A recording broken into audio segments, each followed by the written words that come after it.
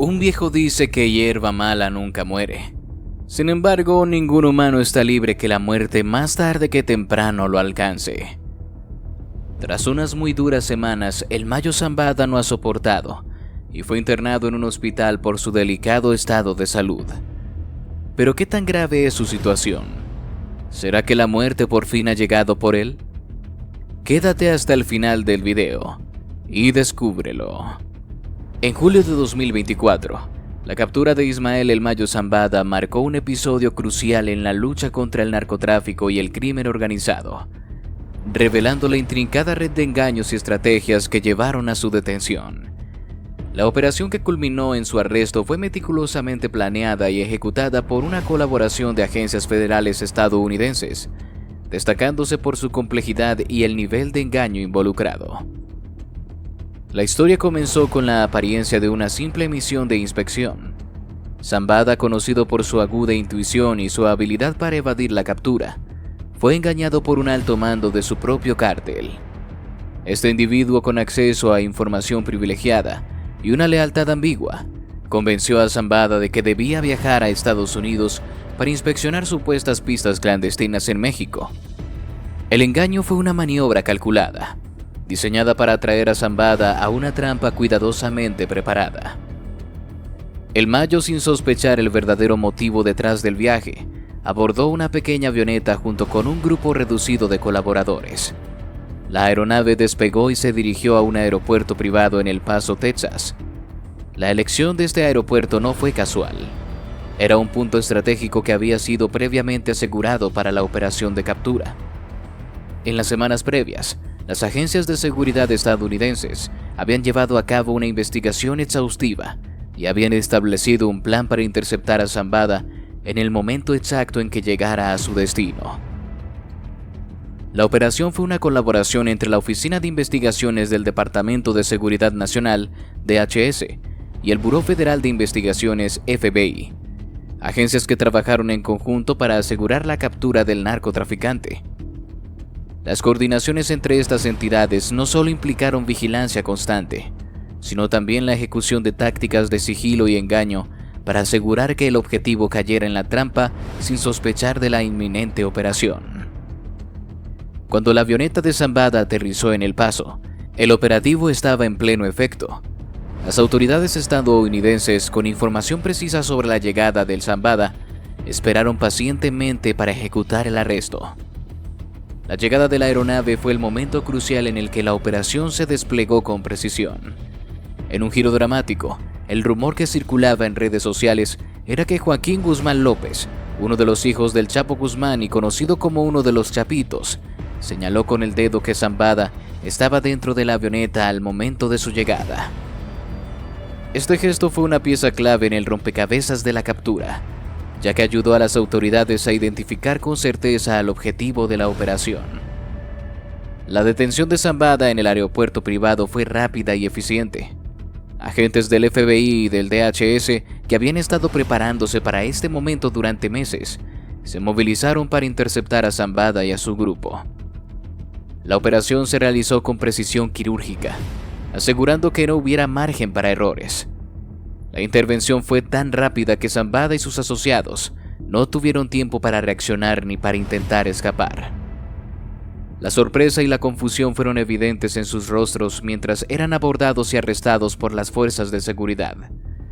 La captura de Zambada no solo fue un logro significativo en la lucha contra el narcotráfico, sino que también puso de relieve el alcance de la colaboración entre las agencias federales estadounidenses y su capacidad para ejecutar operaciones encubiertas de alta complejidad.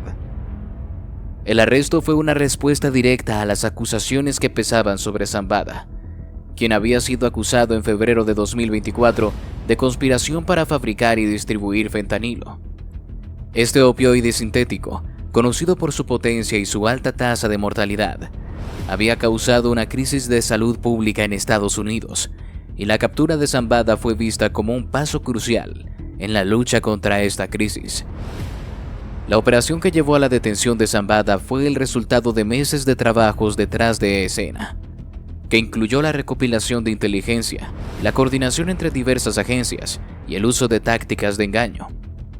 La elección de un aeropuerto privado para la detención, así como la manipulación del engaño para atraer a Zambada a Estados Unidos, reflejan la sofisticación y el nivel de planificación que caracterizó a esta operación. El Mayo Zambada, un líder del narcotráfico conocido por su astucia y su capacidad para evadir la captura, se vio atrapado en una trampa perfectamente ejecutada que culminó en su arresto y en un nuevo capítulo en la lucha contra el crimen organizado. La captura de Zambada en julio de 2024 no solo marcó un hito en la historia del narcotráfico, sino que también subrayó la determinación y la habilidad de las agencias de seguridad estadounidenses para enfrentar desafíos de alto perfil.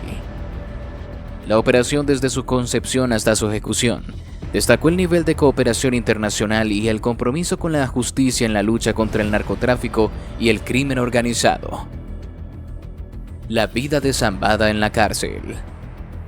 Los días de Zambada en prisión eran una serie interminable de tormentos. Las celdas eran pequeñas, apenas lo suficientemente grandes para estirarse completamente. La humedad impregnaba las paredes y el aire estaba cargado con el hedor de la desesperación y el miedo.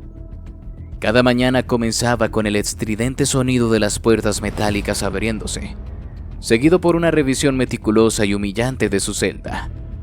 Los guardias, que mostraban un odio apenas contenido, revisaban cada rincón, buscando cualquier indicio de contrabando o intento de escape. Los castigos eran constantes y brutales. Cualquier acto que los guardias consideraran una infracción, por insignificante que fuera, resultaba en un castigo inmediato. Los golpes con porras y los insultos eran comunes, pero eso era solo el comienzo. Zambada pronto aprendió que los castigos más severos llegaban sin previo aviso. Lo arrastraban fuera de su celda, a veces en medio de la noche, y lo llevaban a un cuarto oscuro. Este cuarto, conocido entre los prisioneros como el agujero, era una cámara de aislamiento completa, diseñada para quebrar incluso a los más fuertes. En el agujero, el tiempo se distorsionaba. Sin luz, sin sonidos externos y sin compañía, Zambada se enfrentaba a su peor enemigo, la soledad. Podía pasar días enteros en completa oscuridad, sin saber si era de día o de noche. Los guardias se aseguraban de que no tuviera ninguna noción del paso del tiempo. Las únicas interrupciones en su soledad eran las esporádicas visitas de los guardias, quienes traían con ellos nuevas formas de tortura. A veces simplemente lo dejaban sin comida durante días, viendo cómo la falta de nutrientes comenzaba a afectarle física y mentalmente. Otros días lo sometían a interrogatorios violentos, utilizando métodos que bordeaban lo inhumano. La privación de comida era una táctica particularmente cruel. Sin comida, su cuerpo se debilitaba rápidamente. La desnutrición se manifestaba en su piel pálida y sus ojos hundidos, pero lo que era más alarmante era el deterioro de su mente. La falta de alimentos, combinada con el aislamiento extremo, comenzaba a desgastar su resiliencia mental. Los pensamientos se volvían confusos y las alucinaciones eran frecuentes. En su estallido debilitado, Zambada se veía obligado a revivir los momentos más oscuros de su vida, atormentado por los fantasmas de su pasado. Sin embargo, a pesar de estos brutales castigos, Zambada mantenía una chispa de desafío. Sabía que su caída era celebrada por muchos, pero también sabía que su reputación dependía de su resistencia. Cada vez que los guardias lo arrastraban afuera del cuarto oscuro, esperaban ver a un hombre roto, pero Zambada, aunque físicamente débil, mantenía un aire de dignidad que enfurecía a sus captores. No importaba cuántas veces lo golpearan o lo privaran de comida, siempre regresaba a su celda con una mirada que decía que aún no la habían vencido. Esta resiliencia solo servía para aumentar la intensidad de los castigos. Los guardias, frustrados por su incapacidad para quebrarlo completamente, recurrían a métodos aún más extremos. Hubo ocasiones en las que los dejaban sin agua durante días, esperando que la sed hiciera lo que los golpes no podían. Otras veces lo sometían a temperaturas extremas, dejándolo en celdas heladas o calurosas hasta el punto de la deshidratación. Pero Zambada, endurecido por años de vida en el mundo del narcotráfico, encontraba maneras de soportar el dolor. Por cierto, si te está gustando el video, te invitamos a que nos regales tu me gusta y active la campanita de notificaciones para que no te pierdas ninguno de nuestros videos. Continuamos. La muerte del Mayo. El declive de Zambada comenzó a acentuarse tras recibir la devastadora noticia de la muerte de su madre, una figura clave en su vida. A pesar de la violencia y el poder que había ejercido durante años, Zambada siempre mantuvo un profundo respeto y amor por su madre, quien representaba el último vínculo emocional fuerte que tenía con el mundo exterior. La noticia de su fallecimiento lo golpeó con una fuerza brutal, sumiéndolo en una depresión que no pudo superar. Encerrado en la celda de una prisión de máxima seguridad, Zambada ya había estado lidiando con condiciones extremadamente difíciles. Los castigos que recibía regularmente, combinados con el aislamiento y la falta de contacto humano, habían debilitado su cuerpo y su mente. Pero la noticia de la muerte de su madre fue la gota que derramó el vaso. El Mayo, quien había sobrevivido a enfrentamientos con rivales y a la persecución de las autoridades, ahora se encontraba enfrentando un enemigo que no podía derrotar: el dolor de la pérdida y la soledad. Con el paso de los días, la salud de Zambada comenzó a deteriorarse rápidamente. La depresión que lo había envuelto tras la muerte de su madre se profundizó, afectando no solo su estado mental, sino también su estado físico. Dejó de comer, su sueño se volvió intermitente y su fuerza vital comenzó a desvanecerse. Los guardias de la prisión, aunque entrenados para tratar con prisioneros peligrosos, no pudieron ignorar el evidente deterioro de Zambada. Su figura, una vez robusta, se volvió débil y frágil, una sombra del hombre que había dirigido uno de los cárteles más poderosos del mundo. A medida que su salud se deterioraba, Zambada comenzó a experimentar una serie de complicaciones físicas. Los constantes maltratos y torturas a los que había sido sometido, sumados a la profunda tristeza que lo consumía, llevaron a que su cuerpo empezara a fallar. Sus órganos comenzaron a colapsar, y lo que en un principio parecía ser un debilitamiento progresivo, pronto se convirtió en una crisis médica que no podía ser ignorada. Los funcionarios de la prisión, al darse cuenta de la gravedad de la situación, tomaron la decisión de trasladar a Zambada a un hospital cercano. Fue llevado bajo estrictas medidas de seguridad, esposado y vigilado de cerca, pero incluso en ese momento, su estado era crítico. Al llegar al hospital, los médicos se dieron cuenta de que estaban tratando con un hombre al borde de la muerte. Los intentos por estabilizar su condición fueron en vano, ya que el deterioro de su cuerpo era demasiado avanzado. Zambada pasó los siguientes días en una cama de hospital, rodeado de equipos médicos y bajo la atenta mirada de los guardias que lo custodiaban. Aunque estaba consciente, su mente parecía estar ausente, perdida en un mar de recuerdos y arrepentimientos. Aquellos que lo atendieron durante sus últimos días comentaron que rara vez hablaba, y cuando lo hacía sus palabras eran incoherentes, como si estuviera reviviendo momentos de su pasado, atrapado entre la realidad y las sombras de su mente. El 24 de octubre de 2024, Ismael El Mayo Zambada finalmente sucumbió a las complicaciones de salud que lo habían atormentado. Su muerte fue declarada a las 3:45 de la madrugada, en una fría habitación de hospital. No hubo llantos ni lamentaciones, solo el silencio que acompaña la muerte de un hombre que, durante gran parte de su vida, fue una figura temida y respetada. Los médicos declararon que la causa oficial de la muerte fue un fallo multiorgánico, resultado de un debilitamiento extremo causado por el estrés prolongado, la depresión y los abusos físicos que sufrió durante su tiempo en prisión. La noticia de la muerte de Zambada rápidamente se extendió por el mundo, causando un impacto inmediato en el mundo del narcotráfico. El hombre que había sido un pilar del cártel de Sinaloa y que había sobrevivido durante décadas en un entorno lleno de traiciones y violencia, había muerto en soledad, consumido por la tristeza y el dolor de las pérdidas que había sufrido. En sus últimos momentos, Zambada no fue rodeado por la familia que tanto había amado y protegido, ni por los hombres que una vez le juraron lealtad. Su muerte fue un triste recordatorio de que, a pesar del poder y la influencia que alguna vez tuvo, la vida en el crimen organizado a menudo conduce a un final solitario y amargo. Para muchos su fallecimiento marcó el fin de una era, pero para otros fue simplemente el último capítulo en la trágica historia de un hombre que, a pesar de todo su poder, no pudo escapar de las consecuencias de sus acciones y de la implacable marea del destino. El caos del cártel.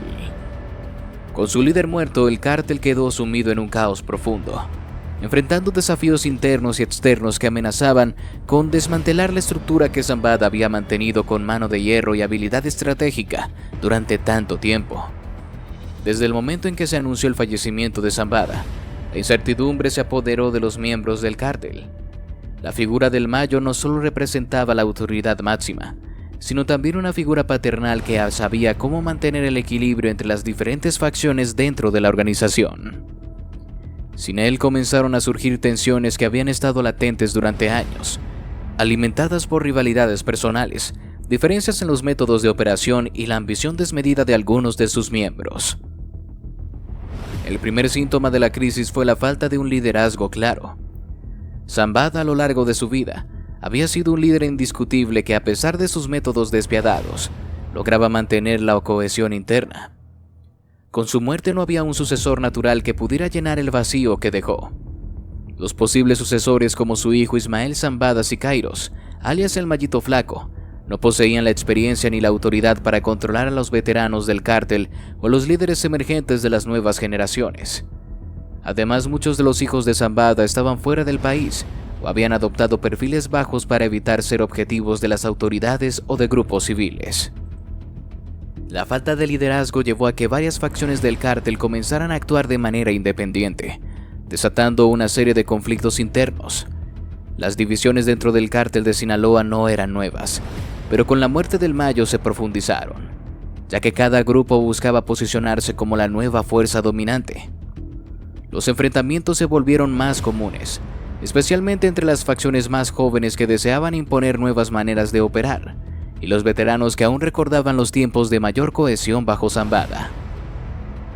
La crisis de liderazgo también expuso la fragilidad de las alianzas que el Mayo había construido con otros cárteles y grupos criminales en México y el extranjero. Muchas de estas alianzas dependían del respeto y la reputación de Zambada como un líder confiable y astuto. Sin él, los acuerdos comenzaron a desmoronarse, y los antiguos aliados se convirtieron en nuevos enemigos, tratando de aprovechar la confusión para ganar territorio o controlar rutas de tráfico de drogas.